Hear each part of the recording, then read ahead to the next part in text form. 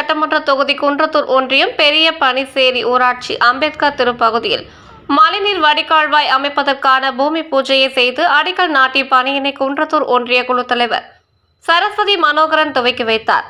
இந்த நிகழ்ச்சியில் குன்றத்தூர் ஒன்றிய குழு துணைத் தலைவர் உமா மகேஸ்வரி, வந்தே மாதரம் ஊராட்சி மன்ற தலைவர் உமா சத்யமூர்த்தி, துணைத் தலைவர் லோகநாதன், ஊராட்சி செயலர் பாலகிருஷ்ணன், உள்ளாட்சி மன்ற பிரதிநிதிகள், அரசு அலுவலர்கள் மற்றும் பொதுமக்கள் கலந்து கொண்டனர்.